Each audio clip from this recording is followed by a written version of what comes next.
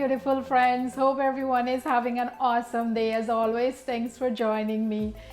Today I'm gonna ask for a little favor. Can you please look at that subscribe button below?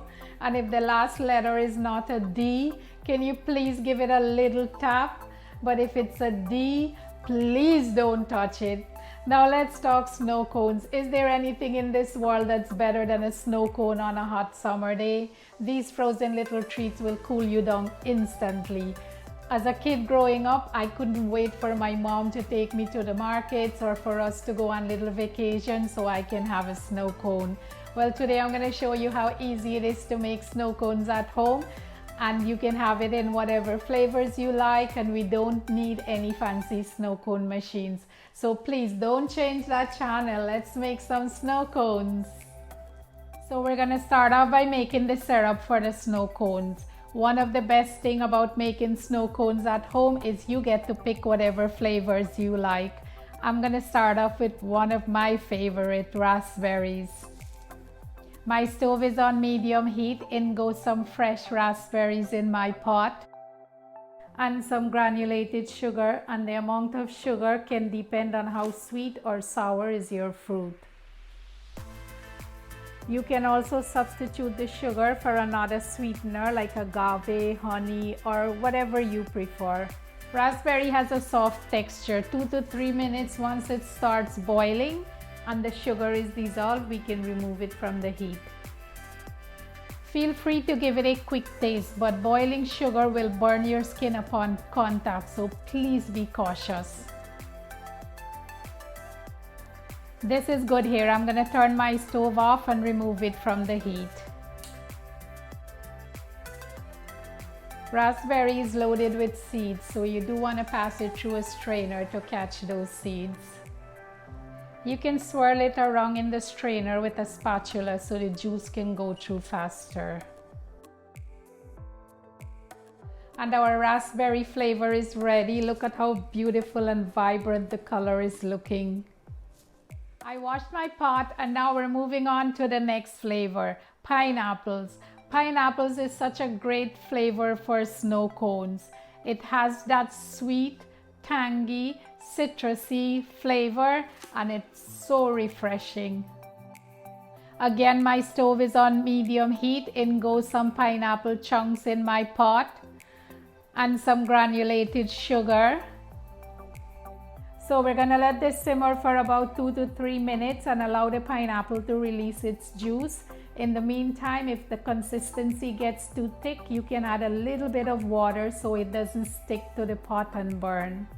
Pineapples has a fibrous texture, so it's not going to soften as easy as the raspberries. So you can take like a spatula or a potato masher and mash it up to help speed up the process and make it like a sauce. This looks good. I'm going to remove it from the heat and empty it into a bowl and allow it to cool down. And in the meantime, we'll make the next flavor. Now we're on to our final syrup of the day. Just in case you feel like you want to have some snow cones and you don't have any fruits at home, we can do a simple syrup and flavor it. I'm adding some water to my pot. We can add some whole cardamom for flavor, but this is optional. If you don't have cardamom at home, it's okay. We're doing a lime flavor. I'm adding some of the lime zest. This will bring home the lime flavor. And some sugar. We're doing 1 part water, 2 parts sugar. I'm gonna bring this to a boil, and once you see these bubbles start stacking up on each other, it's a light syrup.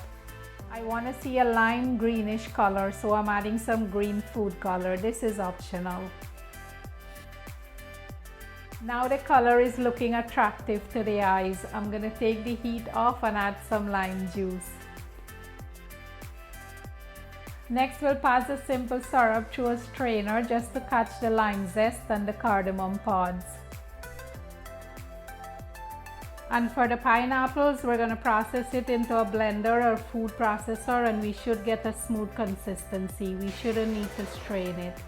And our gorgeous syrups are ready. We're going to let them cool down for a little bit, and then we're going to have snow cones.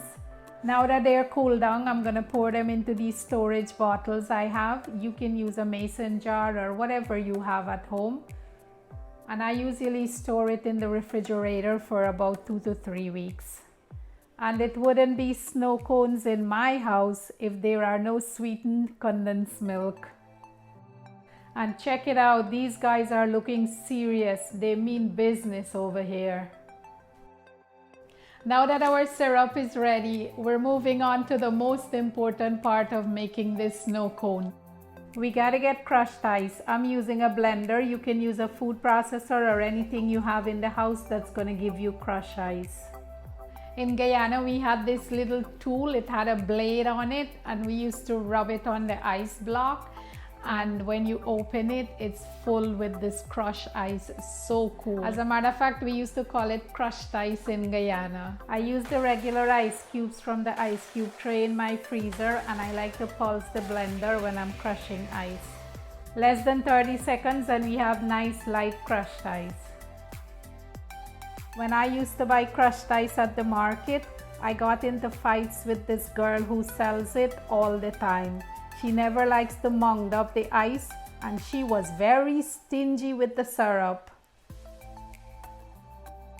And for me, this sweetened condensed milk takes this raspberry flavor snow cone to a whole new level. And don't underestimate this lime flavor simple syrup. Give it a try, it may surprise you. And now we'll take the pineapple flavor and combine it with the other 2 flavors and make one absolutely stunning snow cone. And now my favorite part. Honestly, I could not wait for this. I'm gonna go with my favorite flavor, the raspberry and sweet cream.